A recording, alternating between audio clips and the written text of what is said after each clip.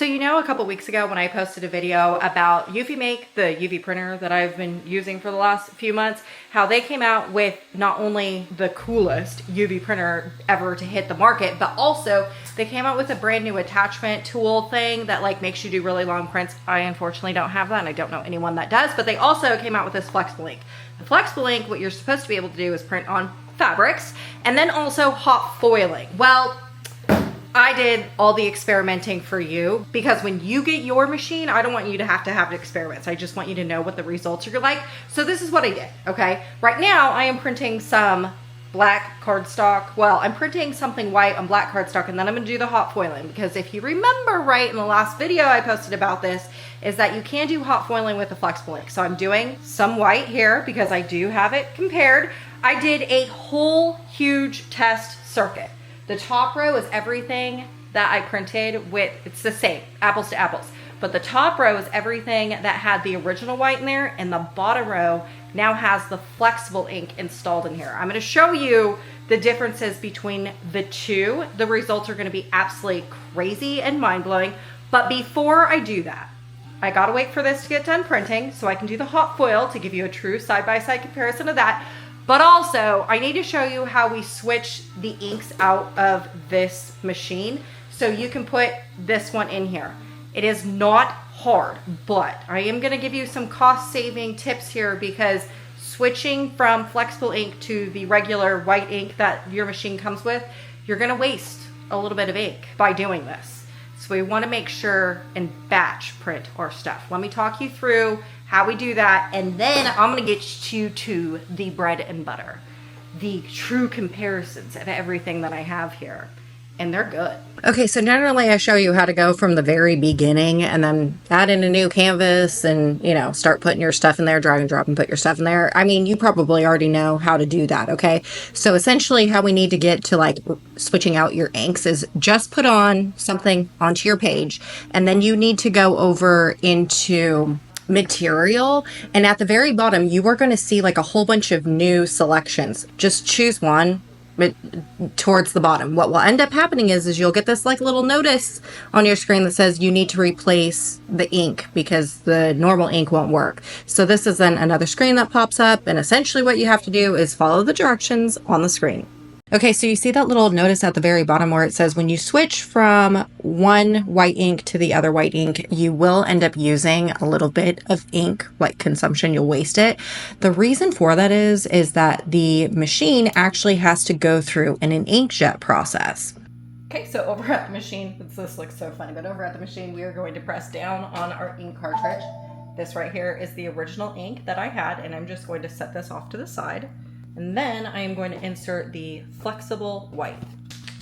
Just so you don't get confused later on, it does say flexible right here and then also right here. So we want to insert this into the white housing. All right, when we're done doing that, all you want to do is press installed.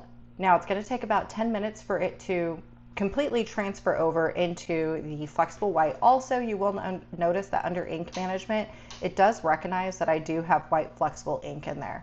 And this is where you're going to quote unquote waste some ink because it's injecting the new flexible ink into the hoses. You're not going to actually see it doing any of this. You just kind of have to trust the process. But essentially, there is a bunch of hoses that are ran into your printer, okay? And what I originally had in there was the non-flexible white ink.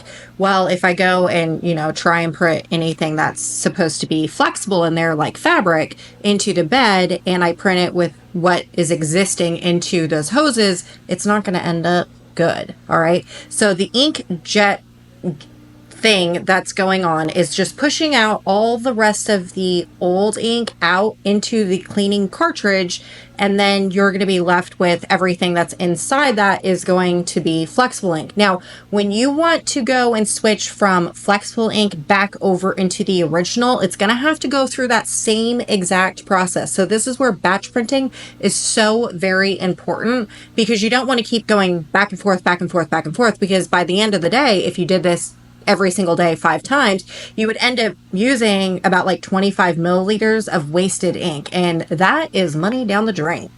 Now, before we get started, I am going to put a disclaimer out here because technically Eufy Make says that we're not supposed to be printing directly onto clothing. But like the flexible ink, you can print on fabric. So I did it, but essentially the flexible ink pairs well with, or it's going to pair well with the roller attachment tool that they have coming out here, because now you're going to be able to print like long rolls of canvas or vinyl or wallpaper material, all of that stuff. And you're going to need it to be flexible so it can roll through the machine, right? Okay. So the flexible ink is very compatible with stuff like that. Yes, you can print on fabrics because I have, but no, Eufy Make does say don't do it. But again, I'm going to show it to you because I did it anyway. So top row right here, everything on the top row is going to be stuff that was the original ink, the same ink that came with this machine that I have been doing all of my prints on. So the original white gloss CMYK. The only thing that you have to switch out at this point now is going to be the flexible ink, okay? The flexible ink dries flexible, and then the color lays on top, and then it is still being flexible, okay? It's the only thing that is technically rigid in all of these types of stuff is going to be the white ink. The white ink is the more rigid one. Now, there is a difference in the drying, because I have seen someone who was like, well, can I just like put the flexible on everything? Technically you can, but the non-flexible white ink dries with a glossiness, and the flexible ink has a matte finish on it. So you will get a different look with each one. Not that big of a difference. So if you just wanted to stick to one, you could, and theoretically, but you would just get a different look, okay? So everything on the top is like, hey, Ashley, I don't want to purchase the flexible ink, but I still want to print on cloth. What does that look like? So that's the top. The bottom is everything with the flexible ink. Now there is one in here, and this one right here is a 90% cotton t-shirt. It's 90% cotton, 10% polyester. The reason why I have this one right here and then didn't for here is because I'll show you. I'll show you. But this right here is a gray t-shirt that I cut up in here. Now, the other thing to this is while technically I am going to show you that we can print on fabric, what I will like to know is like questions like making t-shirts like this, because a lot of people are thinking, well, I'll just like get rid of a DTF printer and print directly onto t-shirts. So remember in a previous video, I had talked about like my sticker sheets not turning out really well because I had this like really thick piece of dried resin, and the lasers thought that my material was that thick versus like the actual thin material. And then I had this like really hazy print. I'm going to show you what that actually looks like in real time, because that will totally understand. When you have a sweatshirt, there is like different, like the collar, even if you were just happen to get this to be like straight, right? Like fully flat on the thing, you're gonna still have like raised edges. Like this collar right here is obviously thicker than my actual t-shirt. So if you were to lay this into the bed is going to think, or I guess the lasers is going to think that my thickness of my shirt is going to be this collar height versus this. And then you're gonna get something that looks like this. So this right here is faux leather, and I laid this down like this, not very flat. I wasn't really paying attention to it. This right here has 2 layers of suede. This right here is just 1 layer, but also I have like all these things. I'm assuming what ended up happening is I didn't have these strings flattened all the way because I got something that looked like this. So if you were trying to print directly onto like makeup bags, like this right here was a sublimation makeup bag. If you're trying to print directly onto a sublimation makeup bag and it has a little bit of movement to it, you're not gonna end up getting good results. Okay, so this is what a suede faux leather, it's not suede. I think this is faux leather. I don't know, it's one of those, suede or faux leather, but anyways, this is what the original ink is, okay? The next time I printed it with the soft inks, okay? And when I did it, I made sure to like hang this over like this and like taped it down so it was like super nice and flat, all right? So you got better results doing something like this. It actually turned out really cute. So between this and this, I mean, obviously this is gonna be a winner because this one I just threw it in there and hoping it was gonna end up good, but like Clearly it didn't. All right, but this is the soft ink. This is not. Again, this one's obviously a winner, okay?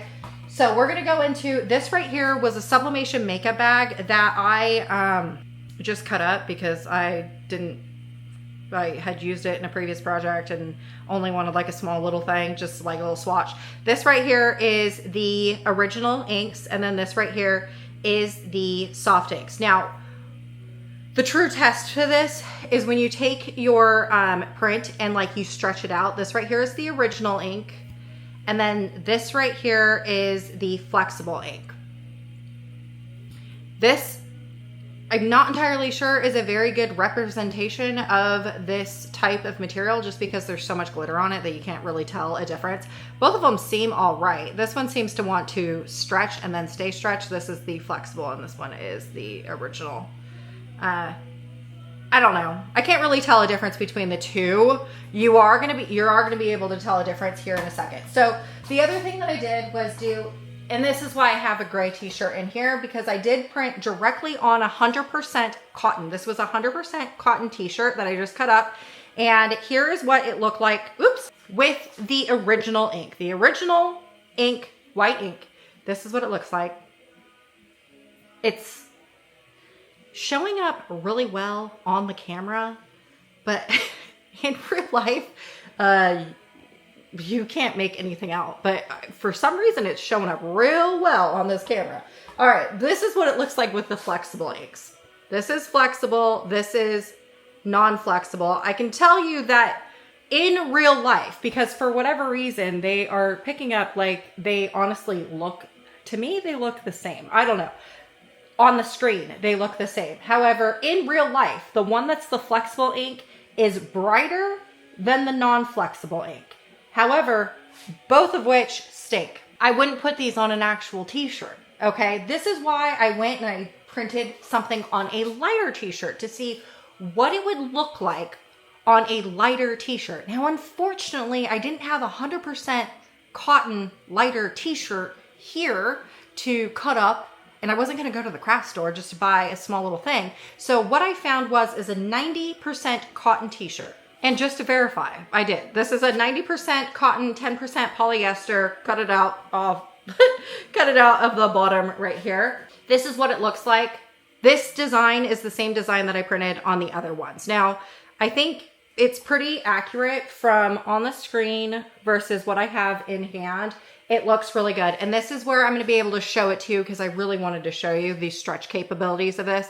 So here is the flexible ink. And when you stretch it, technically what you're supposed to be able to do is like not have any cracking or anything else like that in the fabric because you're using flexible ink. And I would say that there is no cracking. It looks really good. Now I'm not gonna do a wash test on this, but like, I think that this ended up turning out really good. So if you were gonna print on cotton, choose a lighter color, like something like this, because I don't think it works really well on the dark fabric, which I don't know why it didn't, but anyways, turned out, looks good. Perfect. Okay, moving on.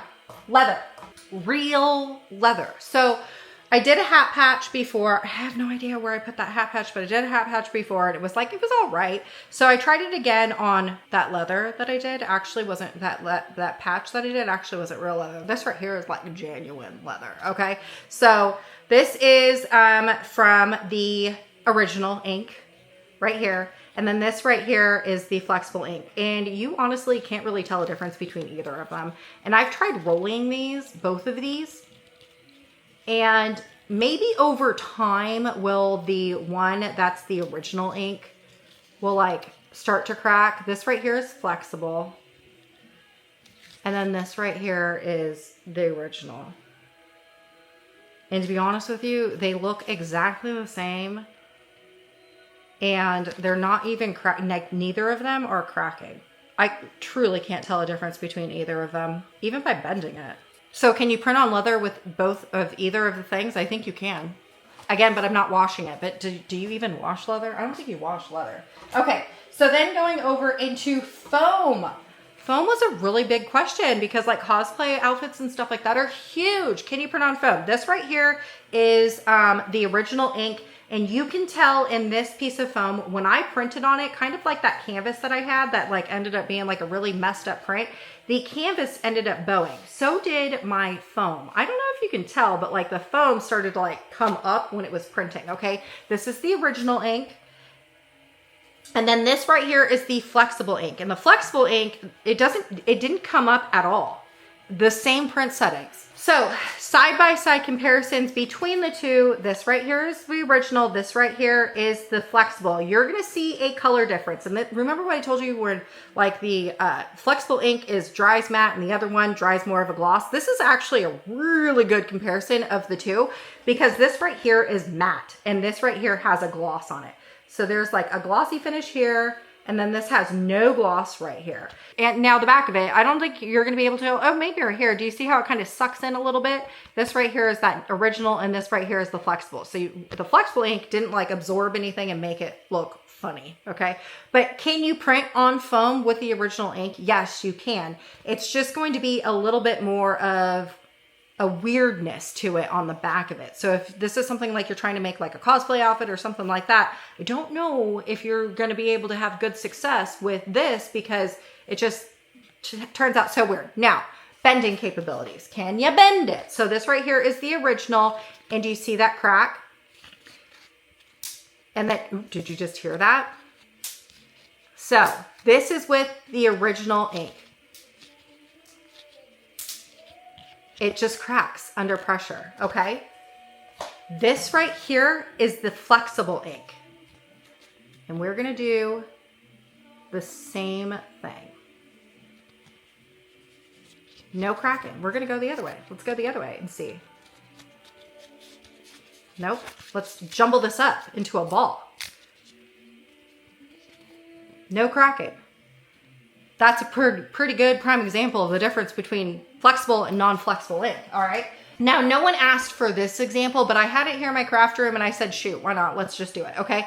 I printed on some cork. And why did I think, me personally, think that I printed on flexible ink and like everything would be like, okay? It won't. Because cork, when you bend it, does break. And so even if you put some flexible ink on there, it's not going to hold it together like glue, but you know, that was my thought process anyways. Okay, so here it is. This right here was the original white ink, and this right here is the flexible ink. They look almost identical outside of the size difference. This right here, when we bend it, it is going to break. This right here, when we bend it, again, it is going to break. That's just because this right here doesn't flex. Like no matter what you do with the cork will bend and break, right? Cork's not forgiving like the foam is. Again, I don't know why I thought that this was gonna work, but it clearly didn't.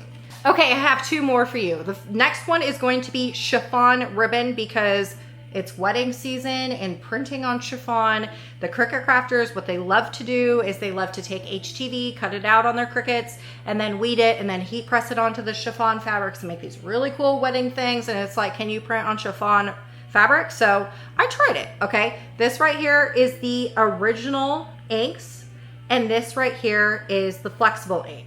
Not bad for either of them, okay? And I mean, there is, I believe I only did CMYK on both of these.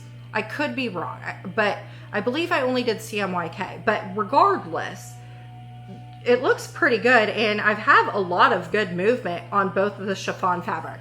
I would like to note though, that if you do chiffon fabric or chiffon ribbons, put something down onto your mat, because what you're gonna be left with is little things like this, because the chiffon ribbon is very holy and your ink goes through the ribbon onto your base, and now I have my name tattooed everywhere. Okay, so last but not least is the printing on cardstock and then hot foiling, because that is something that the flexible ink you can do now with the flexible ink, which I think is actually really cool, because technically what you need to hot foil if you don't have a UV printer is a black toner laser printer. I have one, but not everyone has one. And why would you want to like buy another printer if you don't actually have to have one, right?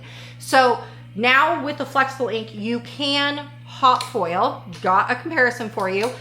But with the original ink, I wanted to know, could it do it? You know, like, do we really have to get the flexible ink if you wanted to do hot foiling? The answer is, unfortunately, you do have to get the flexible ink in order to do the hot foiling, because I tried. Here, right here is original. This is original white, and it kind of has like a grayish undertone to it, but also you can tell I put some gold foil sheets over the top of that, and it kind of like the minuscule, it kind of picked up a little bit of that gold, but like I would not say that this is foiled at all. Not at all. Sure, maybe you could be like, can it pass for a foil? Well, I don't know. Difference of opinions here. But once we put this next to this, aha, huge difference. So this right here is actually gold foiled and looks really amazing. Now with the gold foiling, as of right now, you have to print it at 0.3 millimeters. So you have to do a flat raised, and then it drops down into like a little thing where you can say that you're hot foiling, and then you choose your hot foil, and then this is what. So the difference between the two obviously is going to be the color, the foil right here, but the thickness of this as well. So this right here is 0.3 millimeters raised. So kind of has that textured look over the top of it, versus this one right here does not have any texturing. Even if I textured this, I still would not get this. The end results would be like this. So there is your side-by-side comparisons between the two. And essentially that's all I got for you. I think I covered all of it, all the fabrics. I'm pretty sure. What do you think? What else should I try? I cannot wait to get my hands on that attachment tool. From what I understand, that's gonna be shipping to me the first week of July. Fingers crossed. I have so many ideas in my little brain that I want to start making. I'm impatient. I'm impatient Sally, and I can't wait. All right, y'all. I sure hope that this was really helpful for you, and I'll see you on the next one.